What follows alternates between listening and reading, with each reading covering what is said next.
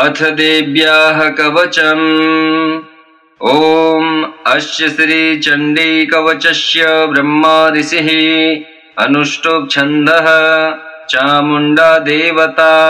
अङ्गन्या सूक्तमात्रो बीजम् दिग्बन्ध देवतास्तत्त्वम् श्रीजगदम्बापीत्यर्थे सप्तशती पाठाङ्गत्वेन जपे विनियोगः। ॐ नमश्चण्डिकायै। मार्कण्डेय उवाच। ॐ यद्गुह्यं परमं लोके सर्वरक्षाकरं नृणां यन्न कस्यचिदाख्यातं तन्मे ब्रूहि पितामह। ब्रह्मोवाच। अस्ति गुह्यतमं विप्र सर्वभूतोपकारकम् देव्यास्तु कवचं पुण्यं तच्छृण्वस्व महामुने। प्रथमं शैलपुत्री च द्वितीयं ब्रह्मचारिणी तृतीयं चन्द्रघण्टेति कुष्माण्डेति चतुर्थकम् पंचमं स्कन्दमातेति षष्ठं कात्यायनीति च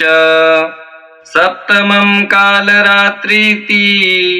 महागौरीति चाष्टमम् नवमं सिद्धिदात्री च नवदुर्गाः प्रकीर्तिताः। उक्तान्येतानि नामानि ब्रह्मणेव महात्मना अग्निना दह्यमानस्तु शत्रुमध्ये गतो रणे विषमे दुर्गमे चैव भयार्ता शरणं गता न तेषां जायते किञ्चित् दशमं रणसङ्कटे नापदं तस्य पश्यामि शोकदुःखभयं नहि यस्तु भक्त्या स्मृता नूनं तेषां वृद्धि प्रजायते ये त्वां स्मरन्ति देवेशि रक्षसे तान्न संशयः। प्रेतसंस्था तु चामुण्डा वाराही महिषासना ऐन्द्रिगजसमारूढा वैष्णवी गरुडासना माहेश्वरी वृषारूढा कौमारी शिखिवाहना लक्ष्मीः पद्मासना देवी पद्महस्ता हरिप्रिया श्वेतरूपधरा देवी ईश्वरी वृषवाहना ब्राह्मी हंस समारूढा सर्वाभरणभूषिता इत्येता मातरः सर्वा सर्वयोग समन्विता नानाभरणशोभाढ्या नानारत्नोपशोभिता दृश्यन्ते रथमारूढा दिव्यः क्रोधसमाकुला शङ्खं चक्रं गदां शक्तिं हलं च मुसलायुधम् खेटकं तोमरं चैव परशुं पाशमेव च कुन्तायुधं त्रिशूलं च सारङ्गमायुधमुत्तमम् दैत्यानां देहनाशाय भक्तानां भयाय च धारयन्त्यायुधानित्थं देवानां च हिताय वै नमस्तेस्तु महारौद्रे महाघोर पराक्रमे महाबले महोत्साहे महाभय विनाशिनी त्राहि मां देवी दुष्प्रेक्षे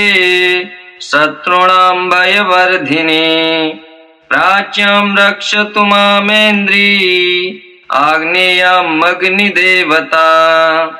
दक्षिणेवतु वाराही नैऋत्यां खड्गधारिणी प्रतीच्यां वारुणी रक्षेत् वायव्यां मृगवाहिनी उदीच्यां पातु कौमारी ईशान्यां शूलधारिणी ऊर्ध्वं ब्रह्माणि मे रक्षेत् धस्ताद् वैष्णवी तथा एवं 10 दिशो रक्षेत् चामुण्डा सववाहना जया मे चाग्रतः पातु विजया पातु पृष्ठतः अजिता वाम पार्श्वे तु दक्षिणे चापराजिता शिखामुद्धोतिनी रक्षे धूममूर्ध्नि व्यवस्थिता मालाधरी ललाटे च भ्रुवो रक्षेद् यशस्विनी त्रिनेत्रा च भ्रुवोर्मध्ये यं घण्टा च नासिके शङ्खनी चक्षुषोर्मध्ये श्रोत्रयोर्द्वारवासिनी कपोलौ कालिका रक्षेत् कर्णमूले तु साङ्करी नासिकायां सुगन्धा च उत्तरोष्ठे च चर्चिका अधरे चामृतकला जिह्वायां च सरस्वती दन्तान् रक्षतु कौमारी कण्ठदेशे तु चण्डिका घण्टिकां चित्रघण्टा च महामाया च तालुके कामाक्षी चिबुकं रक्षेत् वाचं मे सर्वमङ्गला ग्रीवायां भद्रकाली च पृष्ठवंशे धनुर्धरे नीलग्रीवा बहिकण्ठे नलिकां नलकूबरी स्कन्धयो खड्गनी रक्षेत् बाहु मे वज्रधारिणी हस्तयोर्दण्डनी रक्षेत् दम्बिका चाङ्गुलीषु च नखाञ्चूलेश्वरी रक्षेत् कुक्षो रक्षेत् कुलेश्वरी स्तनौ रक्षेन् महादेवी मनः शोकविनाशिनी हृदये ललिता देवी उदरे शूलधारिणी नाभो च कामिनी रक्षेत् गुह्यं गुह्येश्वरी तथा पूतना कामिका मेढ्रं गुदे महिषवाहिनी कट्यां भगवती रक्षेत् जानुनी विन्ध्यवासिनी जङ्घे महाबला रक्षेत् सर्वकामप्रदायिनी गुल्फयोर्नारसिंही च पादपृष्ठे तु तेजसी पादाङ्गुलीषु श्रीरक्षेत् पादाधस्थलवासिनी नखान्द्रष्ट्रा कराली च केशाश्चैवोर्ध्वकेशनी रोमकूपेषु कौबेरी त्वचं वागीश्वरी तथा रक्तमज्जावसा मांसान् यस्ति मेधांसि पार्वती अन्त्राणि कालरात्रिश्च पित्तं च मुकुटेश्वरी पद्मावती पद्मकोशे कफे चूडामणिस्तथा ज्वालामुखी नखज्वाला मभेदा सर्वसन्धिषु शुक्रं ब्रह्माणि मे रक्षेत् छायां छत्रेश्वरी तथा अहङ्कारं मनोबुद्धिं रक्षेन्मे धर्मधारिणी प्राणापानौ तथा व्यानमुदानं च समानकम् वज्रहस्ता च मे रक्षेत् प्राणं कल्याणशोभना रसे रूपे च गन्धे च शब्दे स्पर्शे च योगिनी सत्वं रजस्तमश्चैव रक्षेन्नारायणी सदा आयु रक्षतु वाराही धर्मं रक्षतु वैष्णवी यशः कीर्तिं च लक्ष्मीं च धनं विद्यां च चक्रिणी गोत्रमिन्द्राणि मे रक्षेत् पशुम्ने रक्ष चण्डिके पुत्रान् रक्षेन् महालक्ष्मीर्भार्यां रक्षतु भैरवी पन्थानं सुपथा रक्षेन् मार्गं क्षेमकरी तथा राजद्वारे महालक्ष्मीर्विजया सर्वतः स्थिता रक्षाहीनं तु इतस्थानं वर्जितं कवचेन तु तत्सर्वं रक्ष मे देवी जयन्ती पापनाशिनी पद्मेकं न गच्छेतु यदीच्छेचोद्भमात्मनः कवचेनावृतो नित्यं यत्र यत्रैव गच्छति तत्र तत्रार्थलाभस्य विजयः सार्वकामिकः यं यं चिन्तयते कामं तं तं प्राप्नोति निश्चितं परमेश्वर्यमतुलं प्राप्स्यते भूतले पुमान् निर्भयो जायते मर्त्य संग्रामेष्वपराजितः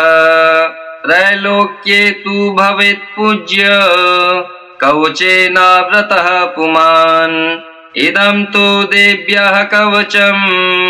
देवानामपि दुर्लभम् यः पठेत् प्रियतो नित्यं त्रिसन्ध्यं श्रद्धयान्वितः देवी कला भवेत् तस्य त्रैलोक्येष्वपराजितः जीवेत् वर्षतं साग्रमपमृत्यु विवर्जितः नश्यन्ति व्याधयः सर्वे लूता विस्फोटकादयः स्थावरं जङ्गमं चैव कीर्तिमं चापि यद्विषम् अभिचाराणि सर्वाणि मन्त्रयन्त्राणि भूतले भूचरः खेचराश्चैव जलजाश्चोपदेशिका सहजा कुलजा माला डाकिनी साकिनी तथा अंतरिक्षचरा घोरा डाकिन्यस्य महाबला ग्रहभूत पिशाचाक्ष यक्ष गंधर्व राक्षसा ब्रह्म राक्षस वेताला कूष्मांडा भैरवादयः नश्यन्ति दर्शनातस्य कवचे हृदि संस्थिते मानोन्नतिर्भवेद्राज्ञस्तेजो वृद्धिकरं परम् यशसा वर्धते सोऽपि कीर्तिमण्डित भूतले जपेत् सप्तशतीं चण्डीं कृत्वा तु कवचं पुरा यावद् भूमण्डलं धत्ते ससेलवनकाननं तावतिष्ठति मेदिन्यां सन्ततिः पुत्रपौत्रिकी देहान्ते परमं स्थानं यत् सुरेरपि दुर्लभं प्राप्नोति पुरुषो नित्यं महामाया प्रसादतः लभते परमं रूपं शिवेन सह मोदते यद्गुह्यं परमं लोके सर्वरक्षाकरं नृणाम् यन्न कस्यचिदाख्यातं तन्मे ब्रूहि पितामह ब्रह्मोवाच अस्ति गुह्यतमं विप्र सर्वभूतोपकारकम् देव्यास्तु कवचं पुण्यं तच्छृण्वस्व महामुने प्रथमं शैलपुत्री च द्वितीयं ब्रह्मचारिणी तृतीयं चन्द्रघण्टेति कुष्माण्डेति चतुर्थकम् पंचमं स्कन्दमातेति षष्ठं कात्यायनीति च सप्तमं कालरात्रीति महागौरीति चाष्टमम् नवमं सिद्धिदात्री च नवदुर्गाः प्रकीर्तिताः उक्तान्येतानि नामानि ब्रह्मणेव महात्मना अग्निना दह्यमानस्तु शत्रुमध्ये गतो रणे विषमे दुर्गमे चैव भयार्ता शरणं गता न तेषां जायते किञ्चित् दशवं रणसङ्कटे न पदं तस्य पश्यामि शोकदुःखभयं नहि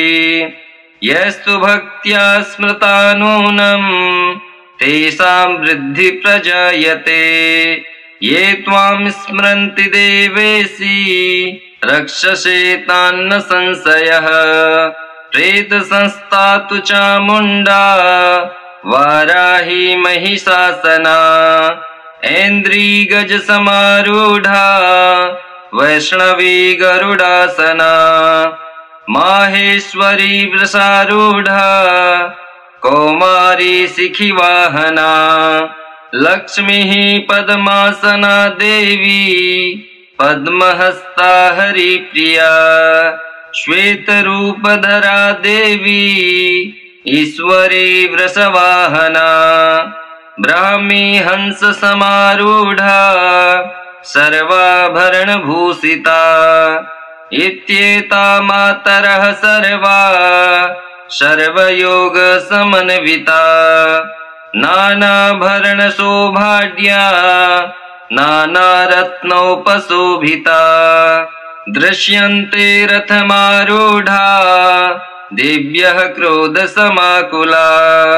शङ्खं चक्रं गदां शक्तिं हलं च मुसलायुधम् खेटकं तोमरं चैव परशुं पाशमेव च कुन्तायुधं त्रिशूलं च सारङ्गमायुधमुत्तमम् दैत्यानां देहनाशाय भक्तानां भयाय च धारयन्त्यायुधानित्थं देवानां च हिताय वै नमस्तेस्तु महारौद्रे महाघोर पराक्रमे महाबले महोत्साहे महाभय विनाशिनी त्राहि मां देवी दुष्प्रेक्षे शत्रूणां भयवर्धिनी प्राच्यां रक्षतु मामेन्द्री आग्नेयाम् अग्निदेवता दक्षिणेवतु वाराही नैऋत्यां खड्गधारिणी प्रतीच्यां वारुणी रक्षेत् वायव्यां मृगवाहिनी उदीच्यां पातु कौमारी ईशान्यां शूलधारिणी ऊर्ध्वं ब्रह्माणि मे रक्षेत् धस्ताद् वैष्णवी तथा एवं दश दिशो रक्षेत् चामुण्डा सववाहना जया मे चाग्रतः पातु विजया पातु पृष्ठतः अजिता वाम पार्श्वे तु दक्षिणे चापराजिता शिखामुद्धोतिनी रक्षे धूममूर्ध्नि व्यवस्थिता मालाधरी ललाटे च भ्रुवो रक्षेद् यशस्विनी त्रिनेत्रा च भ्रुवोर्मध्ये यं घण्टा च नासिके शङ्खनी चक्षुषोर्मध्ये श्रोत्रयोर्द्वारवासिनी कपोलौ कालिका रक्षेत् कर्णमूले तु शाङ्करी नासिकायां सुगन्धा च उत्तरोष्ठे च चर्चिका अधरे चामृतकला जिह्वायां च सरस्वती दन्तान् रक्षतु कौमारी कण्ठदेशे तु चण्डिका घण्टिकां चित्रघण्टा च महामाया च तालुके कामाक्षी चिबुकं रक्षेत् वाचं मे सर्वमङ्गला गृह्वायं भद्रकाली च पृष्ठवंशे धनुर्धरे नीलग्रीवा बहिः कण्ठे नलिकां नलकूबरी स्कन्धयो खड्गनी रक्षेत् बाहु मे वज्रधारिणी हस्तयोर्दण्डनी रक्षेत् दम्बिका चाङ्गुलीषु च नखाञ्चूलेश्वरी रक्षेत् कुक्षो रक्षेत् कुलेश्वरी स्तनौ रक्षेन् महादेवी मनः शोक विनाशिनी हृदये ललिता देवी उदरे शूलधारिणी नाभोच कामिनी रक्षेत् गुह्यं गुह्येश्वरी तथा पूतना कामिका मेढ्रं गुदे महिषवाहिनी कट्यां भगवती रक्षेत् जानुनी विन्ध्यवासिनी जङ्घे महाबला रक्षेत् सर्वकामप्रदायिनी गुल्फयोर्नारसिंही च पादपृष्ठे तु तेजसी पादाङ्गुलीषु श्रीरक्षेत् पादाधस्थलवासिनी नखान्द्रष्ट्रा कराली च केशाश्चैवोर्ध्वकेशनी रोमकूपेषु कौबेरी त्वचं वागीश्वरी तथा रक्तमज्जावसा मांसान् यस्ति मेदांसि पार्वती अन्त्राणि कालरात्रिश्च पित्तं च मुकुटेश्वरी पद्मावती पद्मकोशे कफे चूडामणिस्तथा ज्वालामुखी नखज्वाला मभेदा सर्वसन्धिषु शुक्रं ब्रह्माणि मे रक्षे छायां छत्रेश्वरी तथा अहंकारं मनोबुद्धिं रक्षेन्मे धर्मधारिणी प्राणापानौ तथा व्यान मुदानं च समानकम्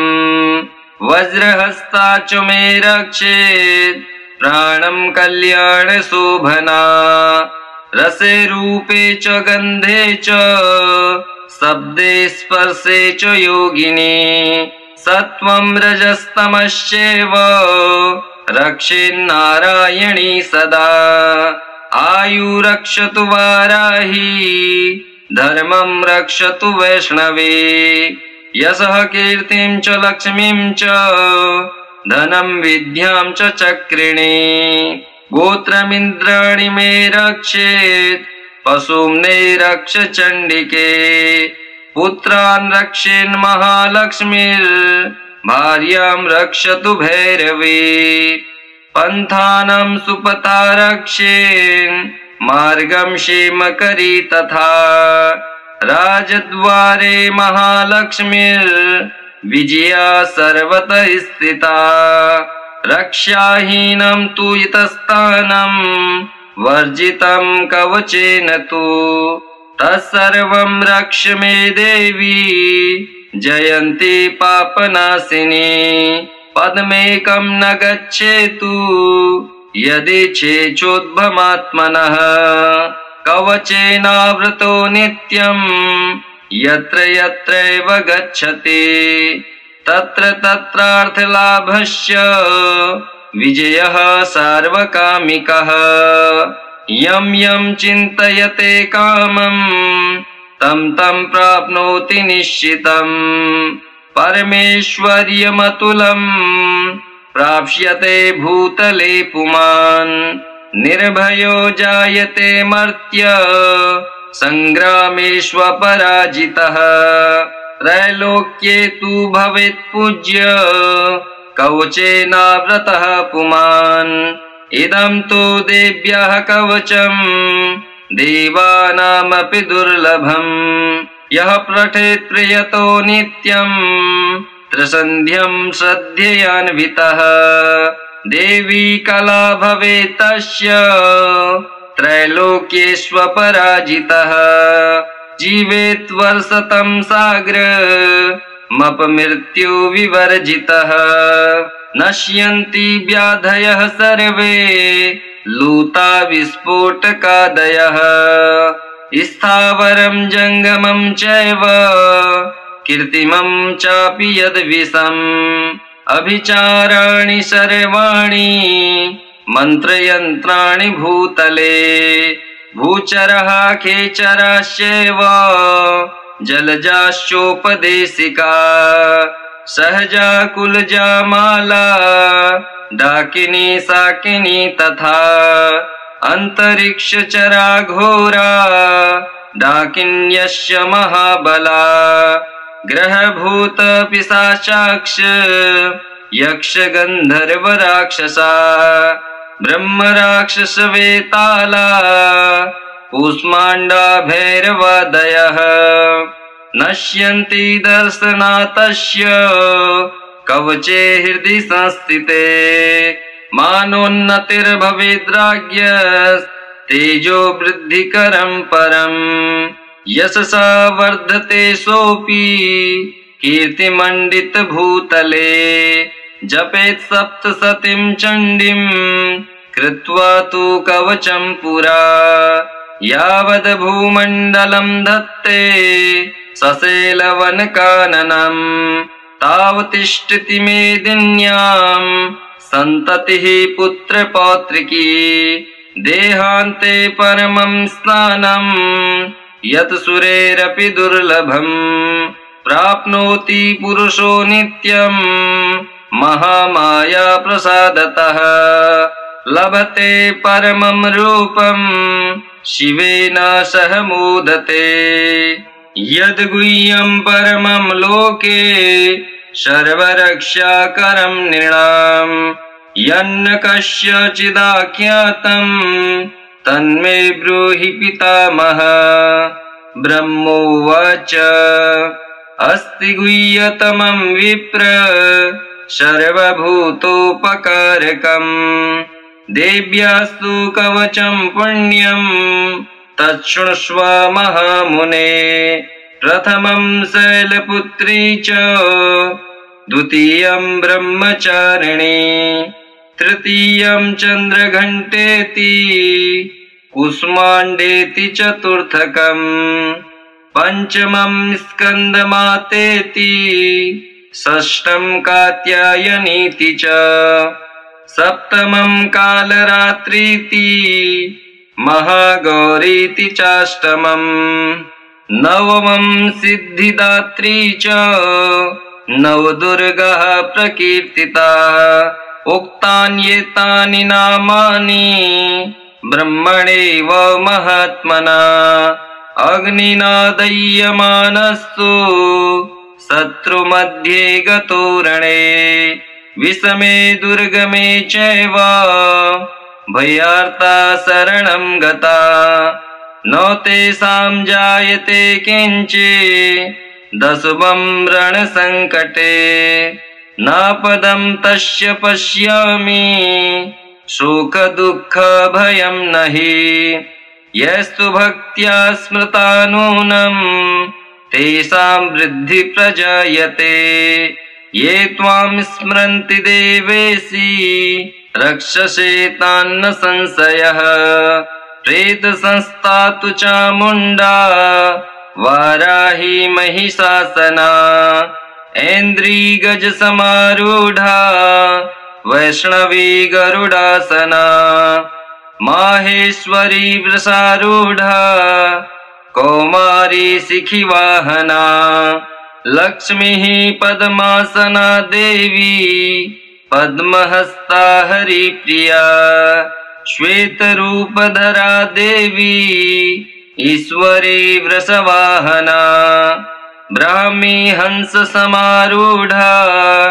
सर्वाभरणभूषिता इत्येता मातरः सर्वा सर्वयोग समन्विता नानाभरणशोभाढ्या नानारत्नोपशोभिता दृश्यन्ते रथमारूढ़ा देव्यः क्रोधसमाकुला शङ्खं चक्रं गदां शक्तिं हलं च मुसलायुधं खेटकं तोमरं चैव परशुं पाशमेव च कुन्तायुधं त्रिशूलं च सारङ्गमायुधमुत्तमम् दैत्यानां देहनाशाय भक्तानां भयाय च धारयन्त्यायुधानित्थं देवानां च हिताय वै नमस्तेस्तु महारौद्रे महाघोर पराक्रमे महाबले महोत्साहे महाभय विनाशिनी त्राहि मां देवी दुष्प्रेक्षे शत्रूणां भयवर्धिनी प्राच्यां रक्षतु मामेन्द्री आग्नेयाम् अग्निदेवता दक्षिणेवतु वाराही नैऋत्यां खड्गधारिणी प्रतीच्यां वारुणी रक्षेत् वायव्यां मृगवाहिनी उदीच्यां पातु कौमारी ईशान्यां शूलधारिणी ऊर्ध्वं ब्रह्माणि मे रक्षेत् धस्ताद् वैष्णवी तथा एवं 10 दिशो रक्षेत् चामुण्डा सववाहना जया मे चाग्रतः पातु विजया पातु पृष्ठतः अजिता वाम पार्श्वे तु दक्षिणे चापराजिता शिखामुद्धोतिनी रक्षेत् धूममूर्ध्नि व्यवस्थिता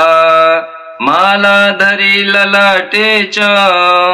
भ्रुवो रक्षेत् यशस्विनी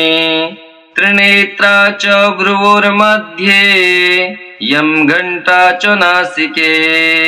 शङ्खनी चक्षुषोर्मध्ये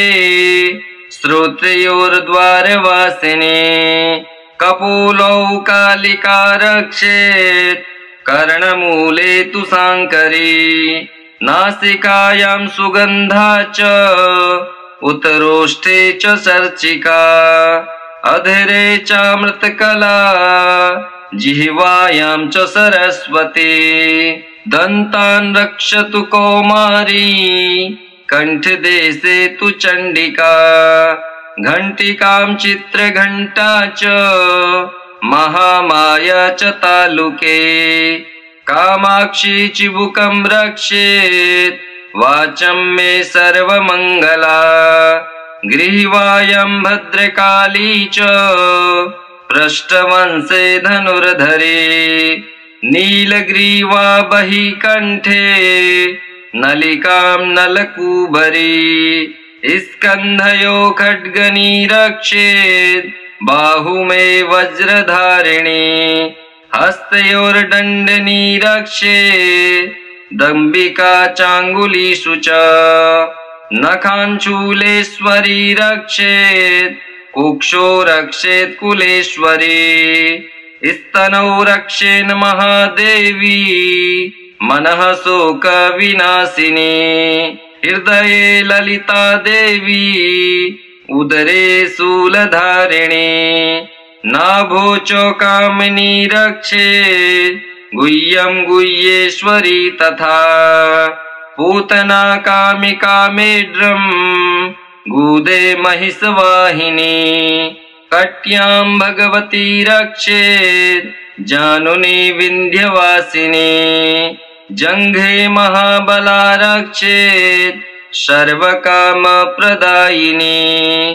गुल्फयोर्नारसिंही च पादपृष्ठे तु तेजसी पादाङ्गुलीषु श्रीरक्षेत् पादाधस्थलवासिनी नखान्द्रष्ट्रा कराली च केशाश्चैवोर्ध्वकेशनी रोमकूपेषु कौबेरी त्वचं वागीश्वरी तथा रक्तमज्जावसा मांसान् यस्ति मेदांसि पार्वती अन्त्राणि कालरात्रिश्च पित्तं च मुकुटेश्वरी पद्मावती पद्मकोशे कफे चूडामणिस्तथा ज्वालामुखी नखज्वाला मभेदा सर्वसन्धिषु शुक्रं ब्रह्माणि मे रक्षेत् छायां छत्रेश्वरी तथा अहङ्कारं मनोबुद्धिं रक्षेन्मे धर्मधारिणी प्राणापानौ तथा व्यानमुदानं च समानकम् वज्रहस्ता च मे रक्षेत् प्राणं कल्याणशोभना रसे रूपे च गन्धे च शब्दे स्पर्शे च योगिनी सत्वं रजस्तमश्चैव रक्षेन्नारायणी सदा आयु रक्षतु वाराही धर्मं रक्षतु वैष्णवी यशः कीर्तिं च लक्ष्मीं च धनं विद्यां च चक्रिणी गोत्रमिन्द्राणि मे रक्षेत् पशूम्ने रक्ष चण्डिके पुत्रान् रक्षेन् महालक्ष्मीर्भार्यां रक्षतु भैरवी पन्थानं सुपथा रक्षेन् मार्गं क्षेमकरी तथा राजद्वारे महालक्ष्मीर्विजया सर्वतः स्थिता रक्षाहीनं तु इतस्थानं वर्जितं कवचेन तु तत्सर्वं रक्ष मे देवी जयन्ती पापनाशिनी पद्मेकं न गच्छेतु यदिच्छेचोद्भमात्मनः कवचेनावृतो नित्यं यत्र यत्रैव गच्छति तत्र तत्रार्थलाभस्य विजयः सार्वकामिकः यं यं चिन्तयते कामं तं तं प्राप्नोति निश्चितं परमेश्वर्यमतुलं प्राप्स्यते भूतले पुमान् निर्भयो जायते मर्त्य संग्रामेष्वपराजितः त्रैलोक्ये तु भवेत् पूज्य कवचेनावृतः पुमान् इदं तु देव्याः कवचम् देवानामपि दुर्लभम् यः पठेत् प्रियतो नित्यं त्रिसन्ध्यं श्रद्धयान्वितः देवी कला भवेत् तस्य त्रैलोक्येष्वपराजितः जीवेत् वर्षतं साग्रमपमृत्यु विवर्जितः नश्यन्ति व्याधयः सर्वे लूता विस्फोटकादयः स्थावरं जङ्गमं चैव कीर्तिमं चापि यद्विषम् अभिचाराणि सर्वाणि मन्त्रयन्त्राणि भूतले भूचरः खेचराश्चैव जलजाश्चोपदेशिका सहजा कुलजा माला डाकिनी साकिनी तथा अंतरिक्षचरा घोरा डाकिन्यस्य महाबला ग्रहभूत पिशाचाक्ष यक्ष गंधर्व राक्षसा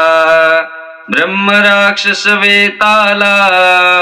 कूष्माण्डा भैरवादयः